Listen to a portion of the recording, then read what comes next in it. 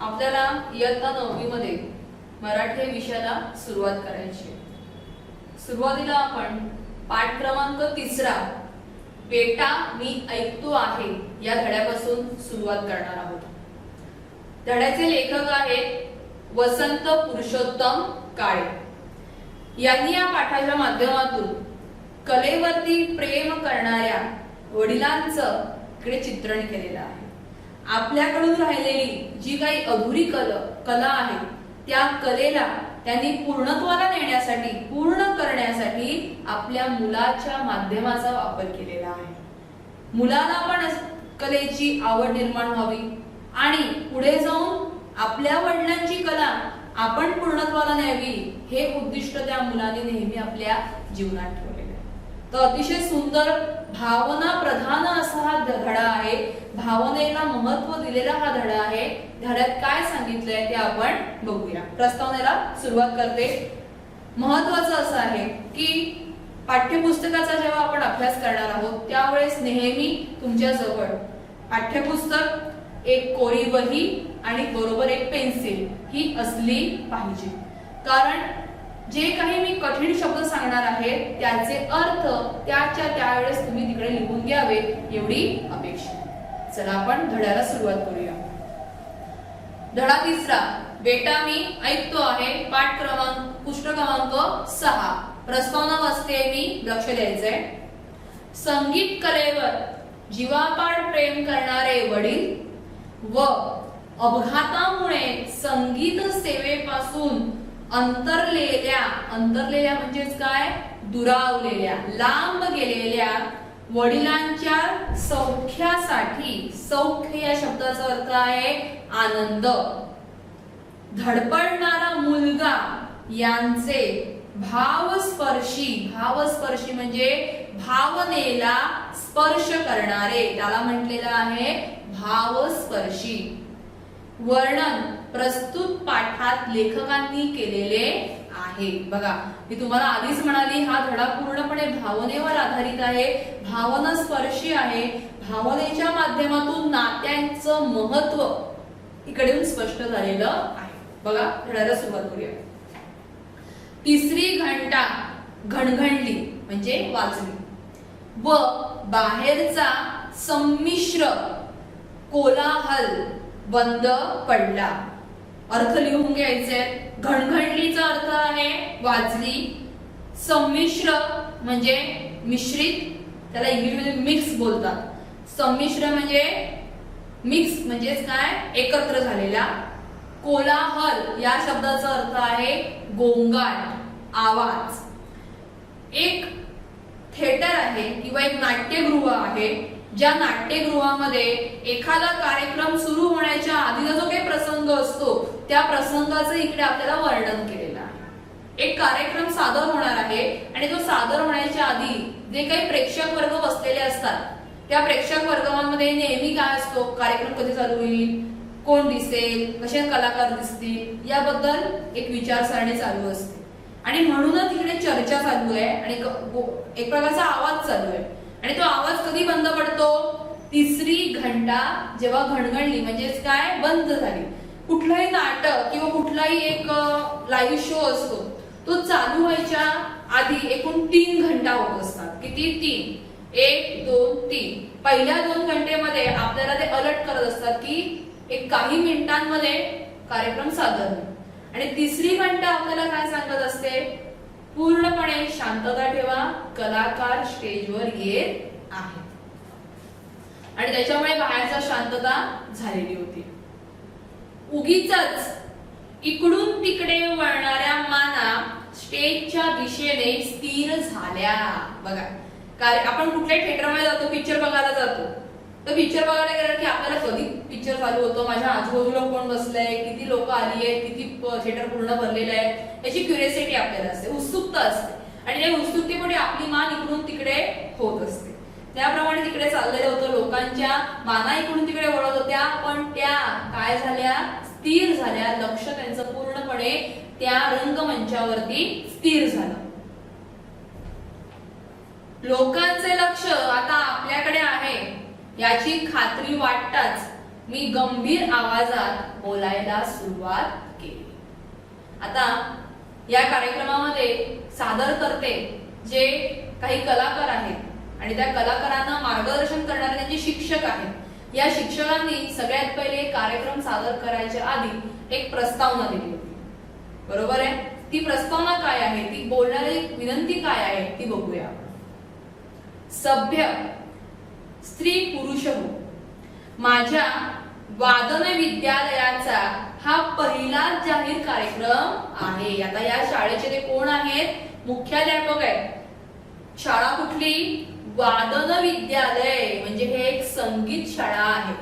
बरोबर आहे? आणि इकडे विविध प्रकारच्या संगीताबरोबरच इकडे विविध प्रकारचे वादन कसं वाजवलं जातं याचं शिक्षण दिलं जातं. आणि या शाळेने हा पहिलाच एक कार्यक्रम तिकडे नियोजित केलेला होता, आयोजित केलेला होता. आणि ते काय म्हणतात, कुठलाही कार्यक्रम सभ्य म्हणजे अतिशय चांगले, स्त्री पुरुष हो हा आमचा पहिलाच कार्यक्रम आहे. आपल्या चरणी ही कला सादर करताना मला अतिशय आनंद वाटत आहे. चरणी म्हणजे खरोखर पायाजवळ का नाही, ही कला तुम्हाला आम्ही काय करतोय, अर्पण करतोय, तुम्हाला वाहतोय. कारण तुमच्यासारखे चांगले श्रोते असल्यामुळेच आमच्यासारखे चांगले कलाकार तयार होऊ शकतात. आपण शांतपणाने या सर्व कार्यक्रमाचा आस्वाद घ्यावा अशी आपणास नर्म विनंती करून मी कार्यक्रमाला सुरुवात करतो. कुठल्याही प्रकारचे कार्यक्रम जेव्हा सादर केले जातात तेव्हा शांतता ही आवश्यक असते, कारण ती कला त्यांच्यापर्यंत पोहोचली पाहिजे. आजच्या कार्यक्रमाची सुरुवात शिरीष भागवत याच्या फिडल वादनाने होईल. फिडल वाद्य म्हणजे एक प्रकारच्या वादनाचा हा प्रकार आहे. त्याला तंतुवाद्य असं म्हटलं जातं की ज्या वादनामध्ये कुठल्याही वादनामध्ये एक प्रकारचे तंतू किंवा म्हणजे धाग्यांचा वापर केला जातो त्याला म्हणतात फिडल वाद्य. हा विद्यार्थी माझ्या विद्यालयात नुकताच शिकायला आला आहे. नुकताच म्हणजे आता नवीन विद्यार्थी आहे. कलेच्या प्रांतातील हा नवखा मुसाफिर आहे. नवखाच्या खाली अंडरलाईन लिहून घ्यायचं आहे नवीन. ओके, अगदी नवीन माणूस. मुसाफिर म्हणजे प्रवासी. हे लक्षात घेऊन आपण त्याच्या हुशारीचे कौतुक करावे ही विनंती. बघा, नवीन विद्यार्थी आहे, पहिलाच प्रोग्राम तो सादर करतोय, कार्यक्रमाची सुरुवात त्याच्याकडून होते आणि म्हणून एक मनामध्ये भीती आहे. ज्याच्याकडे कुठलाच अनुभव नसतो आणि तो जर कार्यक्रमाची सुरुवात करत असेल एक मनामध्ये एक भीती असते. आणि या भीतीपोटीच त्यांनी समोरच्या श्रोत्यांना पूर्वकल्पना दिली की माझा हा शिरीष भागवत नावाचा विद्यार्थी नवीन आहे, त्याच्या कलेला तुम्ही प्रोत्साहन द्या, त्याच्या चुका कमी काढा आणि त्याला काय करा, तुम्ही प्रोत्साहन द्या, कारण तो या कलेच्या प्रांतातला नवखा मुसाफिर आहे. पुढे बघा, एवढे बोलून मी शिरीषकडे बघितले. मला या मुलाची अतिशय भीती वाटत होती. खरे सांगायचे म्हणजे माझ्या मनातून मला शिरीषला कार्यक्रम द्यायचाच नव्हता, कारण नुकताच शिकायला आलेला हा विद्यार्थी माझ्या विद्यालयाचे नाव खराब करेल की काय याची मला खात्री होती. म्हणून मी त्याला कार्यक्रम देण्याचे टाळत होतो. बघा, तुम्हाला एक प्रश्न विचारला जाईल, ज्या प्रश्नाचं उत्तर इकडे पूर्णपणे दडलेलं आहे की त्यांना का कार्यक्रम द्यायचा नव्हता किंवा ते का नाराज होते. बरोबर आहे? मी इकडे स्पष्टपणे सांगितलंय की हे जे शाळेचे प्रिन्सिपल होते, मुख्याध्यापक होते, त्यांना या शिरीषची खूप भीती वाटत होती आणि त्या भीतीपोटी त्यांना तो कार्यक्रम द्यायचा नव्हता. त्याचा प्रॅक्टिस व्यवस्थित झाली, सराव व्यवस्थित नव्हता, रियाज त्याने केलेला नव्हता आणि तरी पण त्याने हट्टाने त्याचा कार्यक्रम पहिलाच घेतलेला होता. पुढे बघूया, पॅराग्राफ 3. मी शिरीषकडे पाहिले. त्याच्या चेहऱ्यावर धीटपणा व आत्मविश्वास पुरेपूर प्रतिबिंबित झाला होता. चला 3 गोष्टींना अंडरलाईन करायचंय. पहिला आहे धीटपणा म्हणजे धाडस, आत्मविश्वास म्हणजे स्वतःवरचा विश्वास, सेल्फ कॉन्फिडन्स ज्याला म्हणतात. प्रतिबिंबित म्हणजे दिसणे, चेहऱ्यावरती दिसणे त्याला म्हणतात प्रतिबिंबित. आपण आरशामध्ये बघतो, कोण दिसतं, आपण ज्या बघतो आपल्याला दिसतं तो समोरचा व्यक्ती, त्याला म्हणतात प्रतिबिंब. समोरची गोष्ट दिसणे त्याला म्हणतात प्रतिबिंब. पण त्याचे ते अवसान फार वेळ राहणार नाही हे मी ओळखून होतो. अवसान म्हणजे रूप, जे काही त्याने रूप धारण केलेलं होतं, कसलं धाडसीपणाचं आणि आत्मविश्वासाचं, हे जे काही अवसान होतं, जे काही रूप होतं ते जास्त काळ टिकणार नाही याची खात्री कोणाला होती? मुख्याध्यापकांना होती. पडदा वर जाऊन बाहेरचा श्रोतवृंद नजरेला पडताच त्याचा हा धीर सुटेल याची मला खात्री होती. बघा बाळांनो, तुम्ही पण कधीतरी कुठला तरी एखादा कार्यक्रम वर्गाच्या समोर किंवा कुठल्याही मोठ्या जनसंख्येच्या समोर सादर कधी केला असेल, ते एक भीती मनामध्ये असते, बरोबर आहे. त्या भीतीमुळे आपण जे काही पाठांतर केलेलं आहे, जी काही कला आपल्याला येते ती कधी विसरून जायला होते. मग आपण विसर पडतो. मग विसर पडल्यावर आपल्याला काही चांगलं प्रेझेंटेशन देता येत नाही. आणि ही खात्री कोणाला होती? मुख्याध्यापकांना होती की हा समोरचा पडदा जसा वर जाईल तसा हा शिरीष काय होणार आहे? घाबरणार आहे, सगळं धाडस निघून जाणार आहे, सगळा आत्मविश्वास पुढच्या पुढे पळून जाणार आहे. कारण का मुख्याध्यापकांना अनेक विद्यार्थ्यांचा अनुभव होता. बघूया आपण काय पुढे झालंय. शिरीषने खून करताच मी पडदेवाल्याला इशारा केला व पडदा झरझर वर गेला. आता शिरीष कडून पूर्ण तयारी होती, त्याला कॉन्फिडन्स होता, त्याने सांगितलं पडदा वर करा, तसा पडदा वर गेला. पुढे बघा, इशारा म्हणजे खून, इशाराचा अर्थ आहे खून. फुटलाईटचा झगझगीत प्रकाश डोळ्यांवर पडताच शिरीषने डोळे मिटून घेतले. त्या बाळाला अजिबात त्याची अपेक्षा नव्हती की माझ्या डोळ्यावर आणि माझ्या पूर्ण पायावरती काय होणार आहे?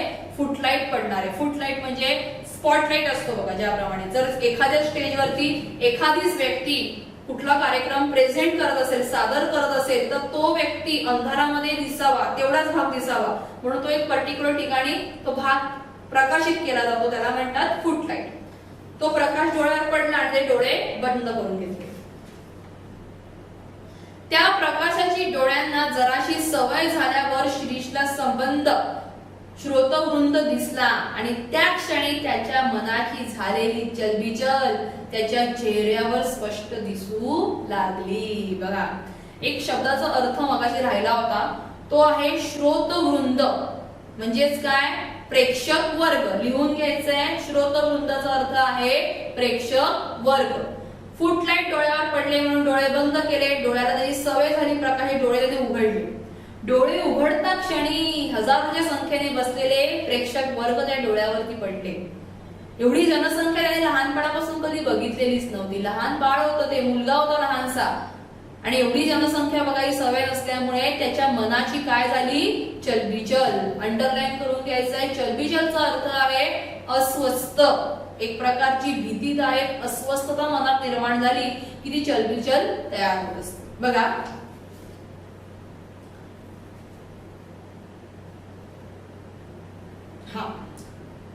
त्याला आता सावरून धरणे शिक्षक या नात्याने माझे कर्तव्य होते. बघा, माझा विद्यार्थी आहे, स्टेजवरती घाबरलाय, चलबिचल झाली त्याच्या मनाची, बघून नुसतं उभं राहून बघणं योग्य आहे का नाही, त्यामुळे ते म्हणतात की तो माझा विद्यार्थी आहे, त्याला धैर्य देणं, धाडस देणं, त्याची भीती घालवणं हे एक शिक्षक म्हणून माझं कर्तव्य होतं. म्हणून पुढे काय झालंय बघा, कर्तव्य होते. मी तंबोरेवाल्याला आणि तबलेवाल्याला खूण केली. आता हे दोघ जण वादन वाजवणारे व्यक्ती आहेत, त्यांना खूण केली शिक्षकांनी. काय खूण केली? की तुम्ही आता त्या वादनाला सुरुवात करा. वादन चालू झालं की त्याला पण एक आत्मविश्वास येईल. तंबोऱ्याचा धीर गंभीर आवाज घुमू लागला. धीर गंभीर म्हणजे हळूहळू वाढत जाणारा आवाज, त्याला म्हणतात धीर गंभीर आवाज. शिरीषने डोळे मिटून कुणाचे तरी ध्यान केल्यासारखे दिसले. ध्यान म्हणजे नामस्मरण. आपण कधी कुठल्याही पेपराला जातो तेव्हा आपण देवाला नमस्कार करतो, करतो की नाही, आपल्याला एक भीती असते बाबा कसं होईल माझं. त्याप्रमाणे हा प्रेझेंटेशनचा भाग होता आणि म्हणून त्याने सगळ्यात पहिले डोळे बंद केले आणि कुणाचं तरी नामस्मरण केलं. काय केलं बघा पुढे, व पुन्हा त्याचा चेहरा पूर्वीच्या आत्मविश्वासाने न्याहून निघाला व हलकेच त्याने षडज लावला. षडज म्हणजे एक प्रकारचा राग आहे. संगीतामध्ये अनेक राग असतात, बरोबर आहे. त्या रागापैकी एक शब्द आला इकडे षडज.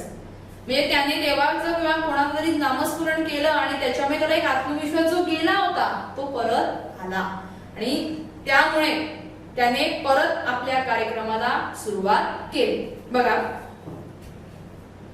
इकडे शब्द आलाय न्हाऊन. न्हाऊन म्हणजे पूर्णपणे उजळून. ओके.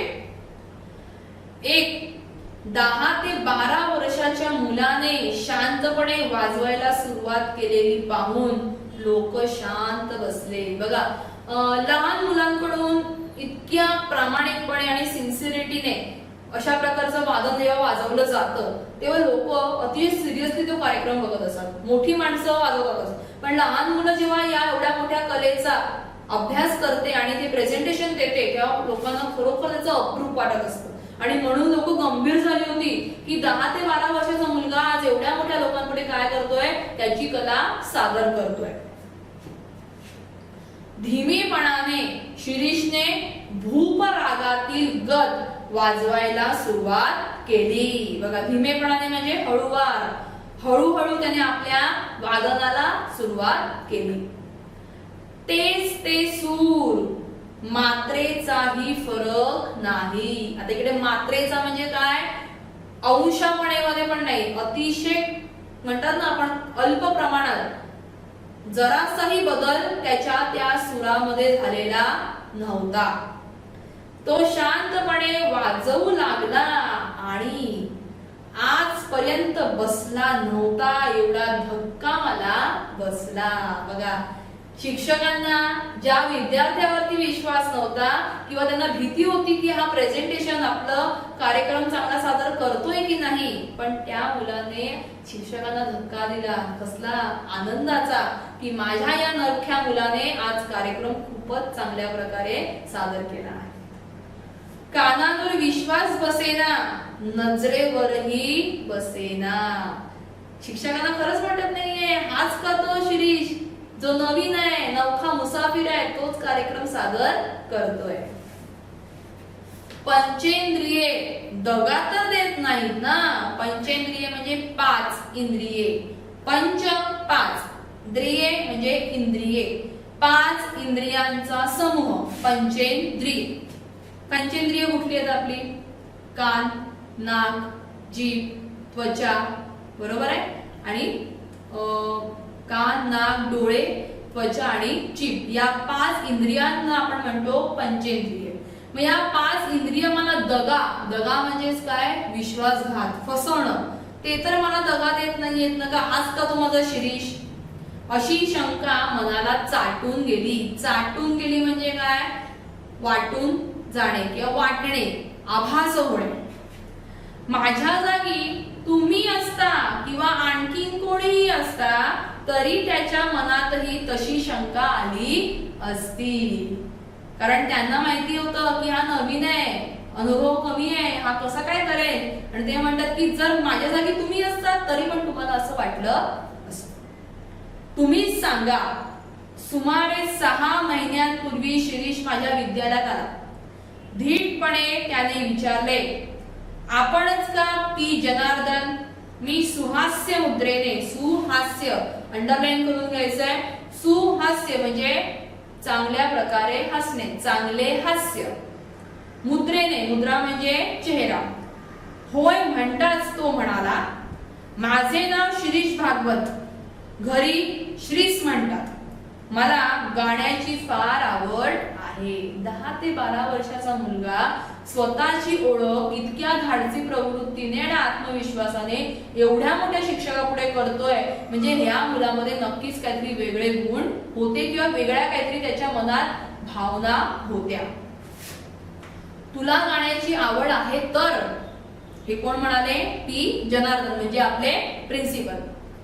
माझ्यापेक्षा माझ्या वडिलांना आहे, मी शिकलेले फार आवडेल.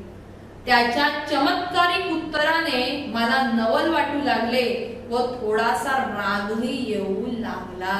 बघा, एवढी मोठी व्यक्ती आहे आणि एवढ्या मोठ्या व्यक्तीच्या पुढे एवढा लहान मुलगा इतक्या आत्मविश्वासाने आणि एका वेगळ्या आपल्या अहंकाराने जेव्हा मोठ्या शिक्षकांपुढे बोलतो तेव्हा त्या माणसाला आश्चर्यही वाटतं, चमत्कारिक पण वाटतं आणि थोडासा रागही येतो की आजपर्यंत एवढा लहान मुलगा माझ्याशी कधी असं बोलला नाही, हा मुलगा कसं काय बोलतो आहे. आणि तो काय म्हणतो, मला तर आनंद होईलच पण माझ्यापेक्षा जास्त कोणाला होणार आहे, माझ्या वडिलांना होणार आहे. तो थोडा वेळ थांबून पुढे म्हणाला, मी आपल्याकडे शिकायला येईल पण माझी एक अट आहे. मी शिकायला आलो की रोज माझ्या बरोबर माझे वडील पण येतील व शिकवणी चालू असताना वर्गातच बसतील. बाबा, आता अजूनच राग येणाऱ्या गोष्टी झाल्या. आधीच ते थोडेसे रागवले होते, त्या आगीत तेल ओतल्यासारखं झालं. तो मुलगा काय शिक्षकांना सांगतो, मी तुमच्याकडे शिकायला येईन पण मी तुम्हाला एक अट घालतोय. विद्यार्थी शिक्षकाला अट घालतोय, कसली की मी जेव्हा इकडे शिकायला येईन तेव्हा माझे वडील पण इकडे येतील. जेव्हा मी वर्गात बसेन तेव्हा माझ्या बाजूला माझे वडील पण वर्गात बसतील. पुढे बघा काय होतंय, आता मात्र मला राग आलाच. मी जाणीवपूर्वक हसत म्हणालो. जाणीवपूर्वक म्हणजे मुद्दामून हसायचं नव्हतं पण मुद्दामून हसून म्हणाले, मान्य, तुझ्या अटी एकदम मान्य, पण त्यासाठी तुला महिना 50 रुपये फी द्यावी लागेल. बघा, मूळ फी होती महिन्याची 25 रुपये पण त्यांचे वडील पण तिकडे येणार म्हणून शिक्षकांनी त्याला काय सांगितलं, तुला 25 ऐवजी किती रुपये द्यावे लागतील, 50 रुपये द्यावे लागतील. त्यांना असं वाटतं की फी जास्त घेतायत म्हणून वडिलांना घरी ठेवून येईल, पण नाही, तसं झालं नाही. उर्वरित भाग आपण पुढच्या तासाला बघूया.